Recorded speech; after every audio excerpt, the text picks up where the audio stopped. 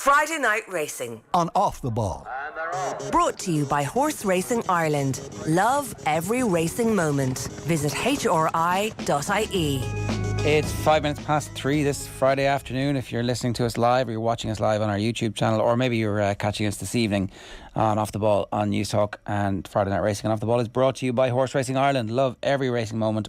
Visit hri.ie. You can follow the Twitter account at HRI Racing, and the hashtag is every racing moment. As ever, Johnny Ward is with us. Johnny, good afternoon to you. How are you getting on, Ger? Also with us, though, this week is Robbie Power, who has announced his retirement from the game. Robbie, first off, congratulations. That's the first thing to say when somebody announces their retirement after a career as glittering and brilliant as yours.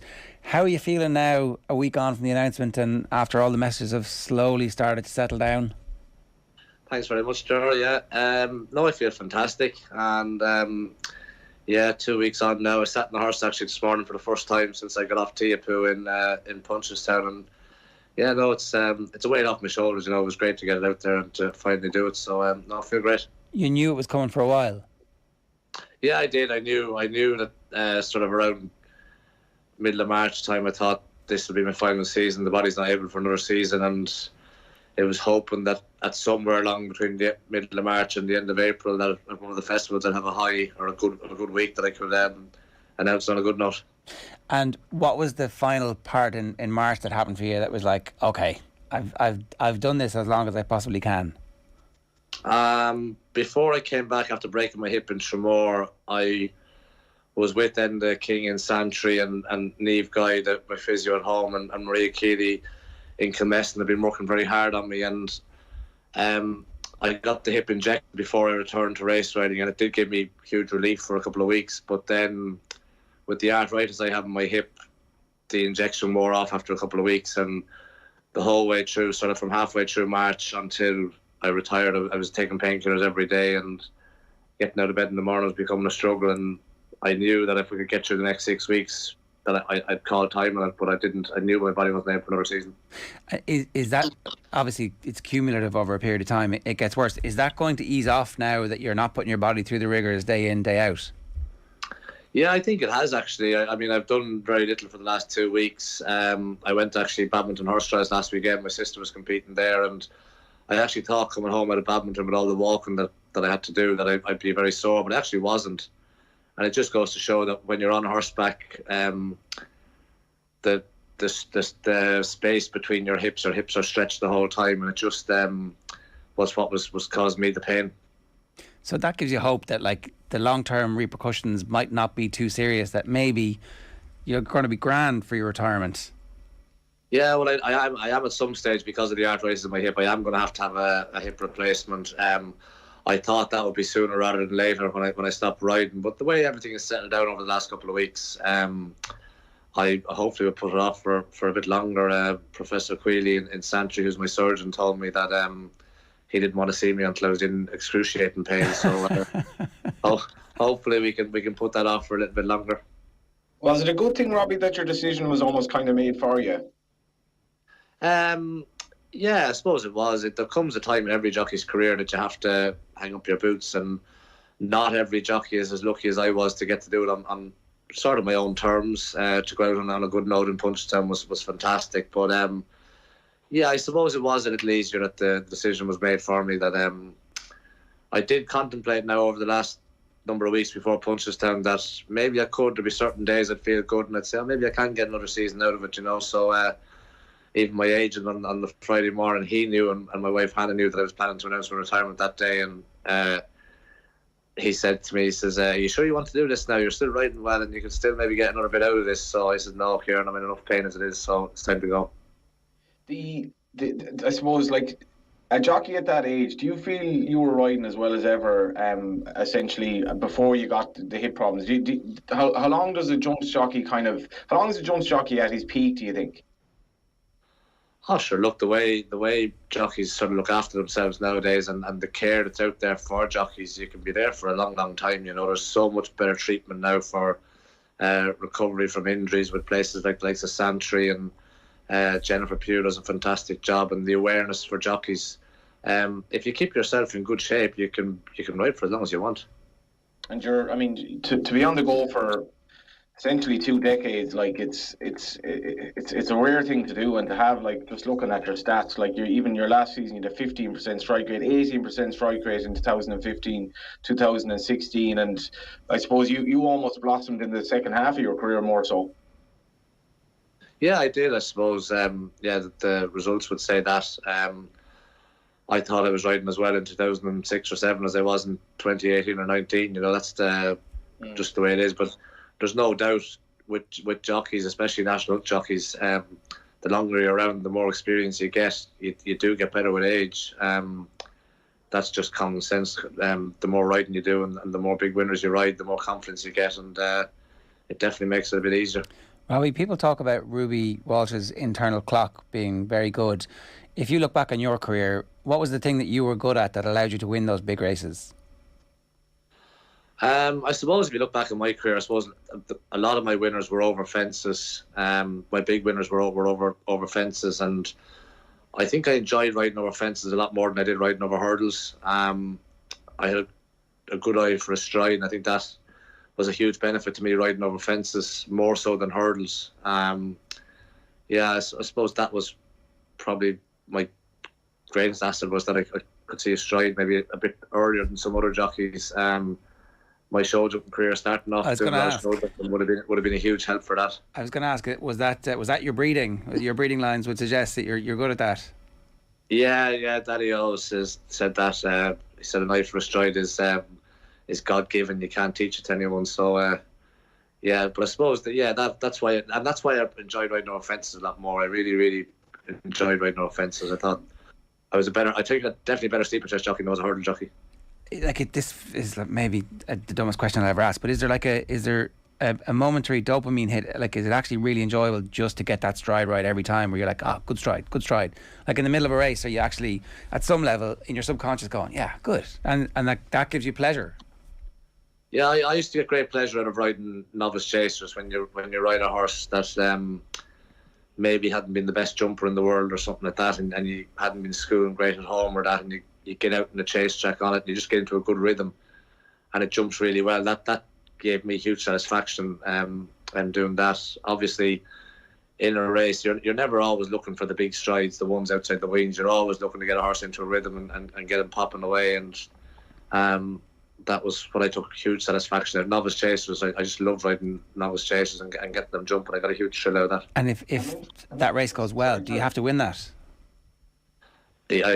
Yeah, there was no satisfaction in finishing second, no matter when a horse jumps.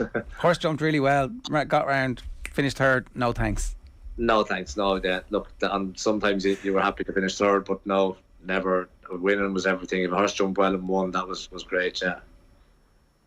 I'm just interested in what your dad said. He said you can't teach that because, like, what percentage of the law as a jumps jockey is to be able to identify that, because it gives you such an advantage that obviously you're never going to really relinquish. To a certain extent, and there was times now in my career where seeing a stride so far away sometimes backfired on me, because you were going down to a fence and you knew you were all wrong, and you started trying to organise too far away from a fence sometimes, and that can backfire on you as well, where sometimes you're just better off just keeping the revs up. I always did try to keep the revs up on a horse, but if a horse wasn't giving you a good feel and you were going down maybe 6 or 7 strides away, you knew you were on a wrong stride, where the other jockey maybe didn't see it as early as you, he was keeping the revs up and going forward, and you might lose a length. Thankfully it didn't cost me any races, I don't think. Maybe it did, I don't know. But sometimes you could lose a length or two because you're seeing it a bit earlier and organising a bit sooner than you should be. So when you're watching a race in over the last 20, 25, 30 years, who did you identify as watching a race, a jockey that was exceptional at that as well? When I started off, Paul Carberry was the man every jockey wanted to ride. Like, I knew very early in my career that I was never going to be able to ride like Paul Carberry, so I had to go for my own style with the hump in the back. But Conor Dwight was another one as well, who was just a joy to watch riding over fences. Conor on a novice chaser, he was absolutely brilliant on them. And a man watching that I watched an awful lot and learned an awful lot from watching. It is like, I suppose everyone thinks like his or her era was like the time to be, but it does almost feel like the likes of Conor Dwight and Carberry, that like when you watched them in a race, I mean, it was almost like it was a golden era of horsemanship, and like Carberry was just, you watched him at a fence and it actually gave you a thrill, and you mightn't even have a bet in the race, might be a novice chase in Clonmel or something, and it was just like poetry in motion pretty much. Yeah, it was. I'm so lucky to have ridden in an era, a generation of the best jockeys that ever graced the racecourse, in my opinion. And you could start listing names forever and ever, and you'd leave someone out. But the likes of Paul was definitely, without any shadow of doubt, the most naturally talented jockey I ever rode against. But then the likes of Robbie, Barry, McCoy, Conor Dwight, Dickie Johnson, the list goes on and on and on. And I'm just so lucky that I rode in a generation with them, and delighted to say that I shared a way room with them. Can you talk to us a bit about the transition from show jumping to national hunt? Was it always in your head from the time you were a kid and watching the show jumping that actually what you wanted was to be in the race and the maelstrom of the race, or was that something that kind of evolved as time went on? How did that happen?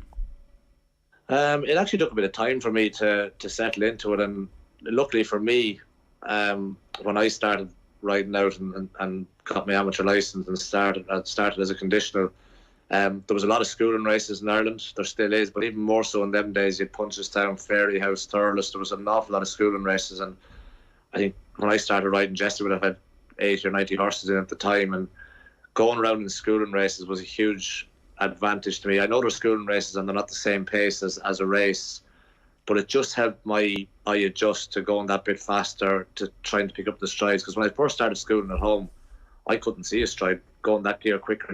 I couldn't work it out at all. And I was always looking for the first one. The first stride is not always the best stride to take, and I was always looking for the first one and taking the first one. And it took me a while to adjust. But once I adjusted to the different stride pattern and the different speed, it made it a lot easier. But if there was no schooling races, I would have looked like a right bendy going out and race to start off with, I can tell you that. Can you take us back a step before that? When did you decide you wanted to be a race jockey? I always wanted to be a jockey. My father trained horses in the 80s and had plenty of success doing that. I used to ride out my Shetland pony with the strings, and Podge Gill was my father's stable jockey, and I had RP written across the front of my head, and always liked to ride out with Podge and do all them sort of things. But then I went into a career of riding ponies, show jumping all the way through. I rode in the Point of Pipe when I was 16 before I went to England, and I was 4 years in England show jumping, and I just financially couldn't see how the show jumping was going to work out, where I was going to get the big owner from to buy the big horses, because I wanted the show jump at the top level. I didn't want to do it at an ordinary level. So I couldn't see where that was going to come. So I decided to come back from England. I'd had enough of England and was getting fed up of English life as well. So I just wanted to come home and start afresh. My mother had a horse in training with Jesse at the time, so I went down there riding that out every day, and then got my conditional license, rode a winner rode a winner as an amateur on my mother's mare in Thurles, or in Punchestown, for on my first ride over hurdles, and that was huge satisfaction out of that. And then went to Paddy Mullins. I was conditional jockey to Paddy Mullins for 2 seasons, and learned a hell of a lot down there. That was an experience and a half, I can tell you that. He was a fantastic man to ride for and a great mentor as well. And it just sort of snowballed from there. But I think from a young age I always wanted to be a jockey, but always thought, with my father being 6'2", that I was never going to be the right height, the right weight to be a jockey. What height did you end up yourself? I'm 5'10", I think. Right. Yeah, 5'10". I've got a bit of my mother's shortness as well, thanks. So I'm happy medium between my mother and my father. Well, I was going to say any more and you'd have been in significant trouble. 5'10", still pushing it.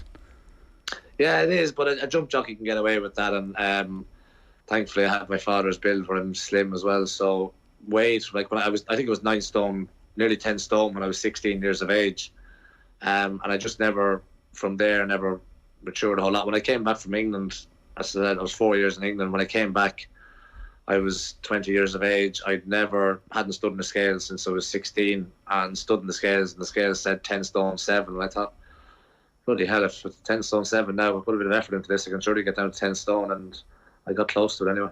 And come here, when you were in England, was the dream to be an Olympic gold medalist and winning the Aga Khan in the RDS? That was what you were there for? That was kind of what your focus was? Yeah, it was to a certain extent, but on a Saturday during the winter, I got up early in the morning, got got the horses exercised, and was in sitting down at 12 o'clock ready to watch Channel 4 racing. Right. That was all I was interested in during the winter, and I actually went racing a good bit during the winter, because winter's kind of the quiet time for show jumping, and I went racing a good bit in England when I was over there, just as a spectator. And I'm interested as well, you said, Robbie, that you kind of got fed up of England. Yeah, I did. I was only 16, and I'd been away from home for 4 years, and got fed up as well, in the sense that I didn't see it progressing any further. You know, when you don't see a progression coming, it kind of gets, and everything was getting a bit stale. Everything gets a bit stale, you know. So it was time for me to come home. so the nice easy life of a national hunt jump jockey in Ireland, it's like, right, out of the frying pan into the fire.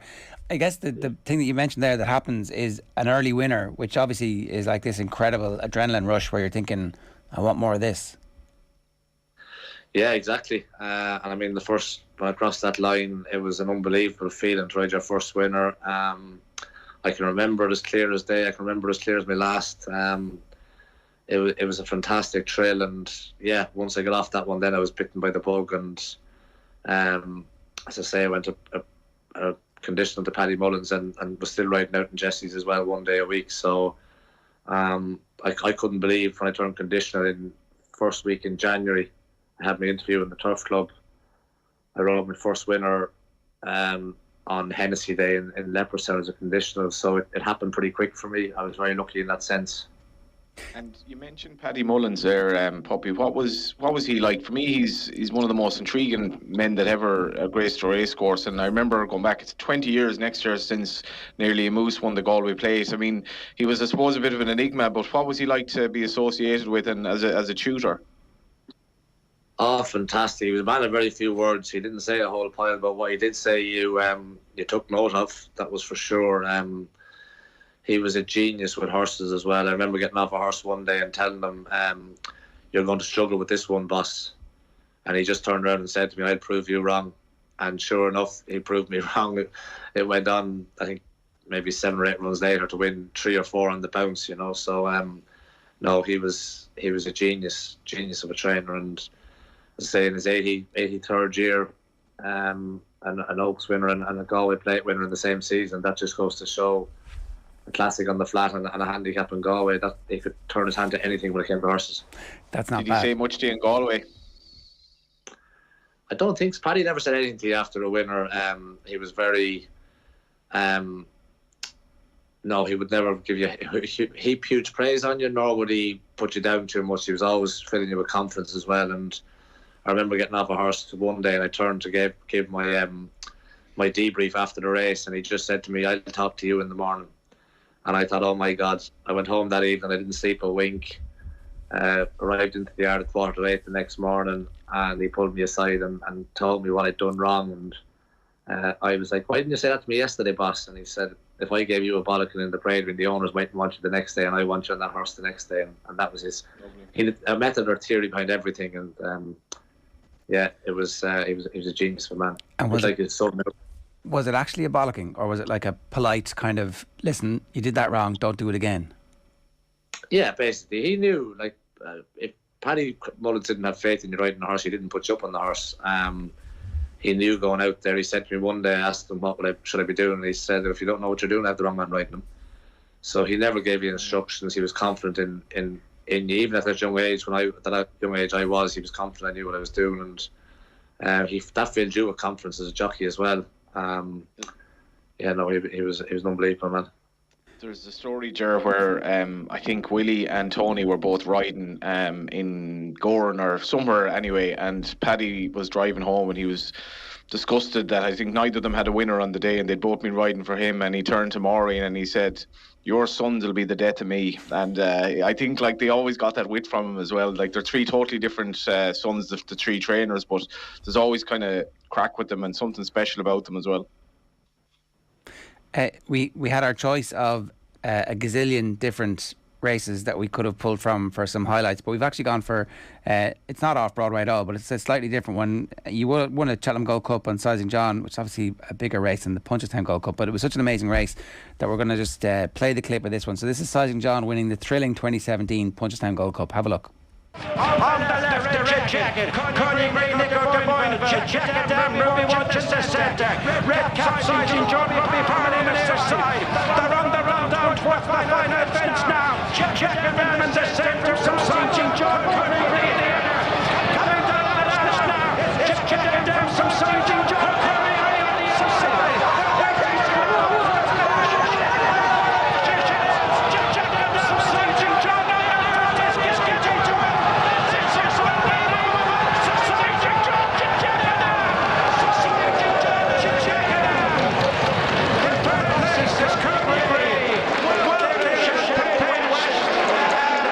That is some finish.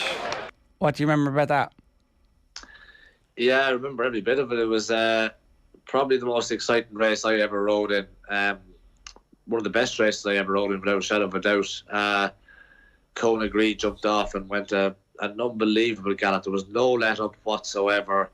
I don't think Tyson John was at his best on that day, but yeah, no, it was an unbelievable. I thought when I made a mistake at the second last that was it. I was going to be beaten, and then Jacket made a mistake at the last and gave me another look in the door, and thankfully for Tyson John, he put his head down and battled all the way to the line. You know, it was an unbelievable performance to come back after Cheltenham and put up a performance like that in Punchestown. Was an unbelievable training performance as well. Do you know you've won the race at the end, or do you have to wait for the photo finish to be announced? No, I actually, when I crossed the line, I kind of thought I was up, and then I knew by Ruby's expression that I thought he was down, and I actually had a little wave to the crowd, and then just after I waved to the crowd, I thought to myself, oh, it's a bit close to be doing that, maybe I shouldn't. No, thankfully, I actually thought I'd won by more than I did. I think the official margin was a short head. I thought I'd won by a head or a bit more than that, so yeah, no, I was always confident that I was up, but there's always that split second when it was taking that little bit longer for the announcer to say first number, whatever number Tyson John was that day, first number 5, I don't know. It just puts that little bit of doubt in your mind, and you're thinking, oh no, I made an eagle of myself. And what was the relationship with Alan Potts like, Poppy? Because he probably had a reputation for being a bit of a stern man or whatever. Didn't seem to talk to the press that much. But what was he like to ride for? I didn't talk to him very often either. At that stage in his career, he'd Anne had been sick. I think that was the last day that they were. Actually, that was the last day we were both racing, because shortly after Punchestown, Anne, Lord of Russian, she passed away, and then a few months later, Alan did. But Anne was a lovely woman. When I did meet them at the race, she was a fantastic woman, and I suppose it's very hard for me to say what they were like to ride for, because for the short period of time I rode for them, they were just everything went right. You know, there was winner after winner. My first sort of major festival as their retained rider, I rode 5 horses for them in entry, and 4 of them won 3 Grade 1s. So yeah, they were pretty straightforward for me to ride for anyway. It is kind of one of those sliding doors moments as well, that you end up riding for the Potts, and that where that took you in your career. Yeah, exactly. Like, I mean, it was Alan who wanted me riding all his horses, and then after Aintree, riding 4 winners for the Tizards in Aintree, and then coming back to Punchestown and riding another couple of winners for Colin as well, and more Tyson John winning for Jesse as well, and it was just yeah, it was huge, and that opportunity to go over and ride in England for Colin Tizard was brought on from Alan. And when we started the following season, I went over and had a chat with Colin Tizard, and he said that most of the owners were happy for me to ride his horses. So whenever I was over riding for Alan or on a Saturday, if I could be over to ride for them, even if Alan and Anne didn't have a runner, they wanted to use me. So it opened a good door for me, and I suppose opened that door into the likes of Lost in Translation and Reserve Tank and other horses like that. In retrospect, what was the starting point for that, do you think? Like, 'cause it's obviously a game changer in terms of like your status in the sport. Even though you're still the same person, you're still riding at the same level and the same ability with obviously more experience. But in retrospect, what do you think was the bit that got you that break? Winners. Winning the Gold Cup and Tyson John definitely gave me the break with Alan and Ann Potts, and then riding 4 winners at Aintree for the Tizards. For Colin Tizard, definitely was the break for them. And when it came to the following that Chepstow meeting in October is always the sort of kickstart for Colin Tizard's season. And when we went to that meeting, I think that was the first day I rode Lost in Translation as well, and I think I rode a couple of winners from at that meeting. So winners Colin Tizard was driven same as me. He was driven by winners. So when I was riding winners for him and was coming over, he was happy to use me on all horses, not even just Alan Denan's. And Robbie, do you think you were a different person? Like, if that had happened to you 10 years previously when you were younger, would you have been ready for that and able for that and just able to do all the business that comes with being essentially a sole trader when it comes to those opportunities? Or was that just timing? It didn't really matter what age you were and what level of experience you had in the world? Well, I definitely think having the experience and the confidence, it couldn't have come at a better time, confidence-wise and experience-wise, I suppose. But I'd like to think that if it had come along 5 years earlier or 10 years earlier, that I would have been able to handle the situation. I had ridden, if you go up 10 years before 2017, I had ridden some big winners as well. So I do think I would have been able to handle the situation. But it was, and having company as well when you were travelling. Barry was still riding and Ruby was still riding as well, but wasn't travelling as much. But Barry was travelling the whole time back and forward, and myself and Barry are good friends for the last 25 years. So travelling back and forward with him then as well was made the whole thing a bit easier. Them early mornings on a Saturday or a Wednesday or whatever day it is, getting up at 5 o'clock to head to the airport and not getting home till 10 or 11 o'clock that night is they're long days. But when you have someone with you who's a good friend of yours, it's good company, it makes it a lot easier. Yeah, and also a peer who you can go, geez, I really screwed up there, or that went really well for me, or I got a bit of a break there, or that guy's a bit of an asshole and stay away from him. That helps as well, like, because you can actually, you're in competition, but you're not really. No, exactly. Yeah, we were going to do a day's work, and win, lose or draw, whatever happened, we were travelling home together anyway, and I think we had good respect for each other anyway. So yeah, no, it was always good to have someone there to rub off and to chat with. There's nothing worse. I've done trips on my own as well when you're sitting in the airport on your own and all you're doing is fiddling with your phone. So it's always great to have a bit of company with you. We were talking. You're really part of a golden generation.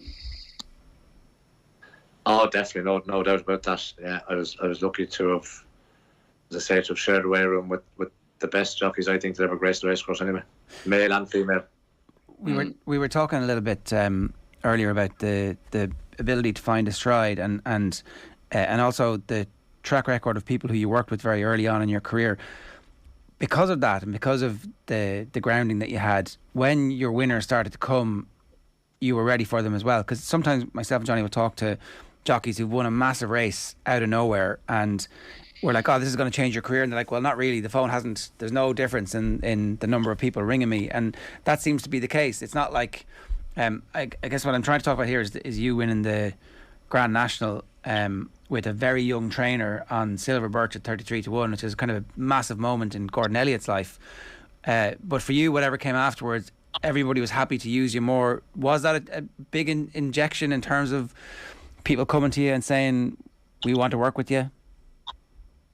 Oh, it definitely was. When you ride a big winner, it doesn't matter what stage in your career it is. When you ride a big winner, it's there. They can't take it away from you. And if a trainer is thinking about using you, you can go, well, I've been lucky enough to win that race. And okay, we can use you in that race. There's, definitely, it doesn't matter what stage it is. But I definitely do think, maybe I was younger and was an up-and-coming jockey, but I definitely do think that riding winners, when I won the Galway Plate in 2003, I was never as busy as I was for the next 6 months for a long time in my career riding, because I won the Galway Plate, which is the first major jumps race of the season. I still had a bit of a claim as well. I think I still had a £3 claim. So I was very busy for the next few months riding for trainers that I'd never ridden for before, because they'd seen you. And that doesn't happen so much nowadays, because it's more I think a lot of it's to do is with the trainers' difficulty in getting staff, that they have to kind of use their own jockeys rather than bringing in outside jockeys to ride their horses. Back when I started, there was no issue with staff in Ireland, but nowadays there's a huge issue with staff in Ireland, and trainers kind of have to stay loyal to their own more nowadays than they did back then. And that does happen then on the big day. Obviously the trainer has to change, but as a £3 claimer back in 2003, I was very, very busy because I'd ridden a big winner, and trainers had enough staff. They didn't care what jockey they used. They went for the best available, and they wanted to take £3 off a horse, they were getting me. And go on, sorry, Johnny. Where do you go from now? Sorry? Where do you go from here? I'm taking a couple of months off. I'm going to let everything settle down. I've had a few interesting phone calls about job offers for the future, but I've told everybody that I'm taking a couple of months off, and I'm just going to sit back and weigh up my options going forward. I'm having a job done on my gallop on the yard here at home and getting the gallop resurfaced and all that. I'm not going to train horses, I can guarantee you that. I was going to ask. It's like, a gallop, you say? I would be open to pre-training and doing that sort of thing, but I'm just going to weigh up my options and see what offers are on the table over the next couple of months. Offers in different fields, offers like, is there something specific that you're like, you mentioned pre-training there, was that an accident or was that like, that's kind of the direction I'm heading in, do you think? No, I would quite like to work with some young horses and pre-train horses if somebody wants to send horses before they go to the big trainers to me, then I'd be more than happy to take them. And I would like to do a lot with what my father did for years with teaching young horses how to jump, or horses that have had problems on the track with their jumping and trying to correct that. I love working with horses with their jumping and getting horses jumping well. That's something I've always enjoyed, and I enjoyed helping Daddy with that, and Daddy's still around to help me with it now if I wanted. So I'd really enjoy doing that because I love getting an ordinary horse jump and turn them into a good jumper. I get great satisfaction out of that, and I most definitely want to stay involved in national hunt racing. There's no shadow of a doubt, and I want to have a reason to go racing. And if I had a horse here for 2 weeks that I've been schooling and got him jumping well, and he was running a novice chase in Ferrios or Navan, it'd give me great pleasure to go and watch him jump around and hopefully win. And just, you mentioned your dad, Robbie, how pivotal and instrumental has he been in your whole life to this point? Oh, my whole family have been huge. My father had a very bad accident in '88, and my mother sort of took us under her wing and did all the early steps with us, getting us going on ponies, getting us out hunting, doing all them sort of things as kids. And then when we started going to shows on 12-2s and 13-2s and 14-2s, we had a brilliant trainer in our father, but myself and my sister. So we wanted for nothing in that sense. But when it came to racing, I don't think Daddy he never criticised the ride I'd give a horse. He'd criticise if I was riding bad down to an obstacle, but he'd never criticise the ride, because Daddy never rode as a jockey. He wouldn't understand and didn't claim to understand race riding or the pace of a race or things like that. But if you came back in after making a mistake at the last and getting beaten on one, he might say to you, "What were you doing going down to the last?" or "Why didn't you do this?" or "Why didn't you keep going forward?" Them sort of things. He was very critical of that. I'd say you loved that, did you? I did, but sure, that's what you need, and that's what made you the better rider. You need criticism. Every jockey needs a certain amount of criticism to make you a better rider, and Daddy wouldn't have criticised me he probably would if I wasn't able to take it, but you had no choice in them days. You took it, and that was it. And he was right.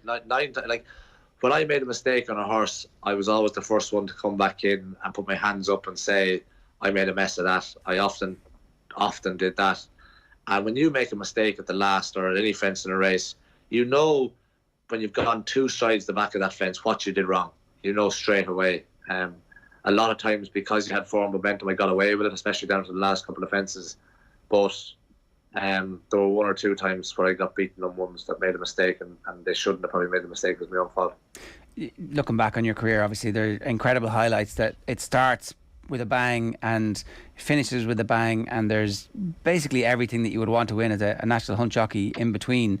Were there down periods where you were like, "Oh, I've had enough of this," right? And I'm not talking about the injuries, because obviously that's, they're horrific, but it does seem to be kind of part of the job description at some level, unfortunately. Were there ebb and flow moments where you're like, "I've had enough of this, I'm sickened by this"? No, I don't think so. I think there was one stage, I can't remember what year it was, but it could have been back around 2008 or 9. We started off that summer, and come the end of August, I think I had ridden 4 winners for the whole summer, and was contemplating, should I go to England or should I do something different? Things weren't just going the way I wanted them to go. And next thing, all of a sudden, just turned the corner, and I think I rode probably 20 winners, or maybe more than 20 winners between the beginning of September and Christmas. It just, for some reason, I don't know, it just turned. But I'd had a bad summer that year and hadn't been injured all summer, so that wasn't an excuse. But just for whatever reason, I don't know, that year. But that was the only time ever, I think, where I thought about moving on and going somewhere else, going to England, or trying something different. But if a job offer had come available in England back then, I probably would have gone. But thankfully it didn't, and I stayed here, and things picked up pretty soon after that. And in the end, being able to bilocate between England and Ireland at that level, then when you did get on the great horses, that was, I guess, like, as we talk about, a massive moment in retrospect in your career, and that kind of elevates your career to a level where you're in that company of all those great jockeys. Yeah, exactly. Every day I was riding a lot more. I was an awful lot busier going back and forth to England. And the way the schedule is both in England and Ireland, it works out perfectly, because Saturday's a big day in England and Sunday's a big day in Ireland. So every Saturday you were flying over to Newbury or Sandown or Ascot or wherever it might be, and coming back then on a Sunday for Navan or Punchestown or Fairyhouse, wherever the big meeting was in Ireland, and you were getting the best of both worlds. The odd time in the season there was going to be a clash. I think there was a clash once. I think only ever once where it affected me. Obviously, it would have affected Ruby and Barry a lot more, but there was a good horse running on a Sunday in England. But the Dublin Racing Festival, Lost in Translation, ran one day in the City Isles in Sandown, and I was over here in Ireland riding at the Dublin Racing Festival. So that was the only time there was ever, I think, where Colin Tizard wanted me in England and Jesse wanted me in Ireland. But the Dublin Racing Festival, and I was staying here. And thankfully, Super Sunday won the Irish Champion Hurdle that day as well. So it worked out in my favour for once that time. When you finished up at Punchestown, what was going through your head? Was there a specific moment or a race that you were looking back on, or that kind of flicked across your mind and went, oh yeah, okay, that's it. That's the bit that I'm taking with me here? I think my last winner, Magic Days, a novice in a handicap chase, jumped like a buck, made all. I got huge satisfaction out of that. Everything that happened in the race was just what I loved doing.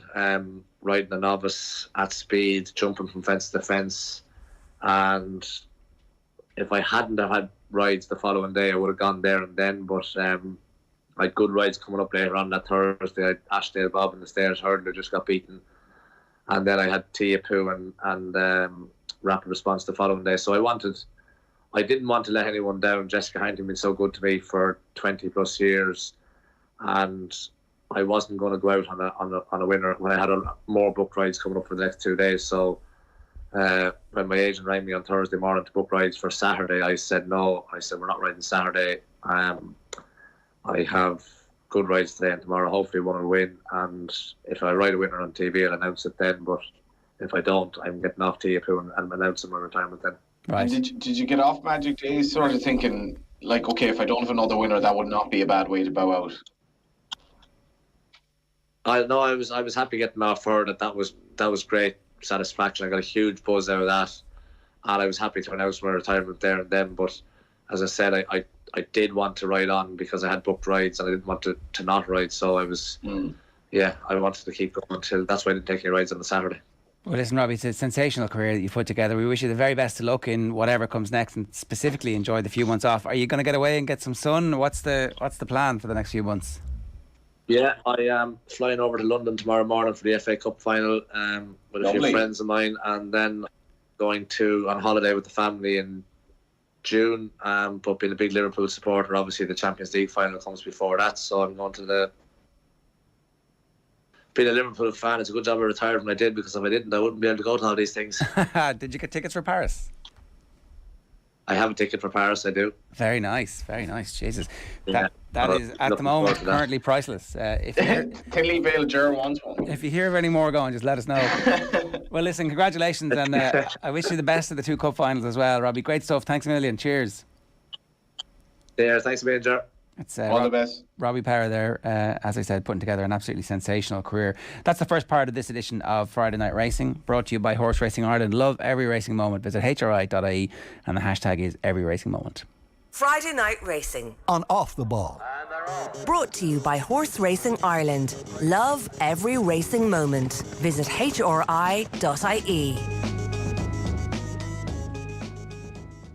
Friday Night Racing on Off the Ball. Brought to you by Horse Racing Ireland. Love every racing moment. Visit hri.ie. The countdown to the Tote 10 to follow for the flat season has begun, with entries opening on Monday the 23rd of May. This gives you plenty of time to study form and make your selections for the season ahead, both free and paid for 10 to follow games available. Check out tote.ie for more details. It's another busy period of race sponsorship for Tote, with the Tote Always SP or Better handicap taking place at Naas on Sunday, and the 2022 renewal of the Tote Killarney National at Killarney on Monday. Johnny, we can talk a bit about those in a few minutes, but you were in Aidan O'Brien's on Monday.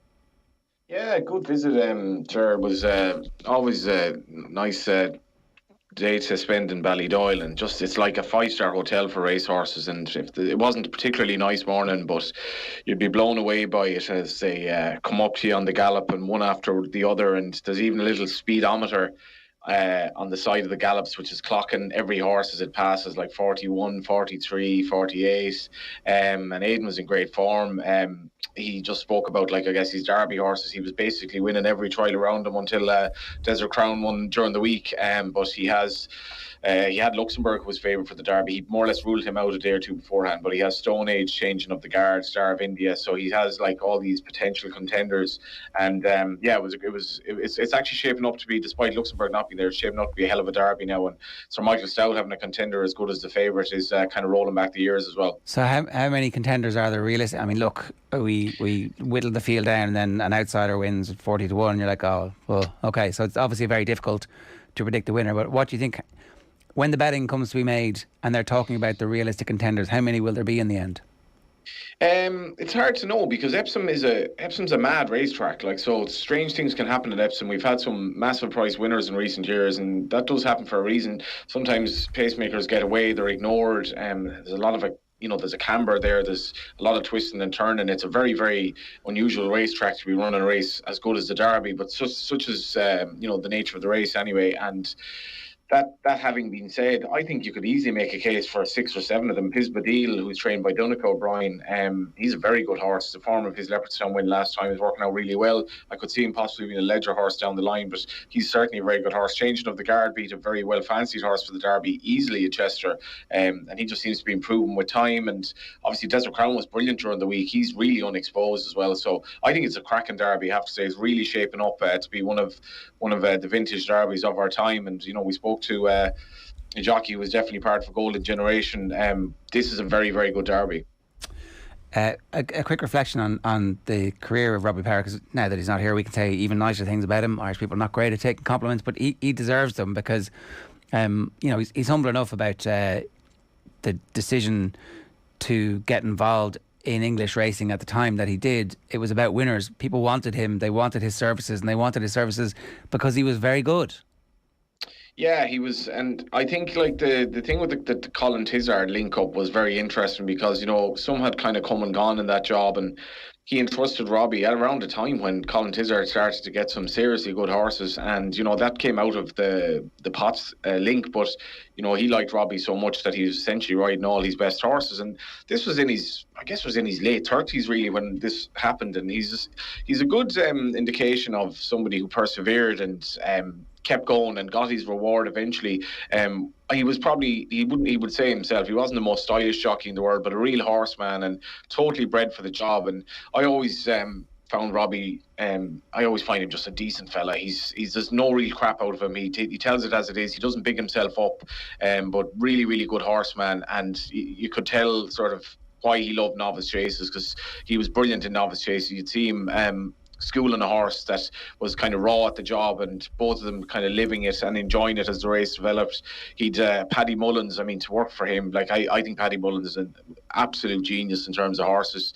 You can see the dynasty now that has come from Paddy Mullins, but he was way ahead of his time, and I think you had a nice insight from him there. But so Robbie benefited greatly from that, and Jessica Harrington as well, such a loyal trainer to be involved with. And it's interesting, he was a little bit kind of vague and maybe nuanced on what he's going to do in retirement. But I think the story of Robbie Power is only halfway there at this stage. Yeah, it's funny how you talk about Paddy Mullins. In American football, they talk about the coaching tree of these great coaches.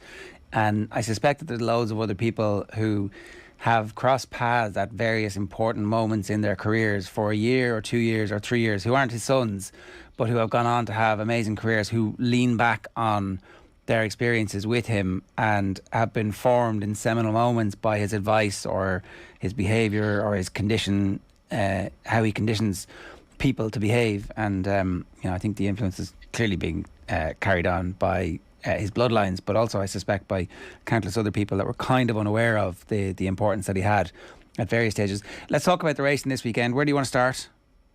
Yeah, there's only one place to start. Newbury tomorrow, the Lockhinge. Baid, he's a son of See the Stars. He's going to be a sensation, I think, at stud, because he's so quick. He's essentially a miler.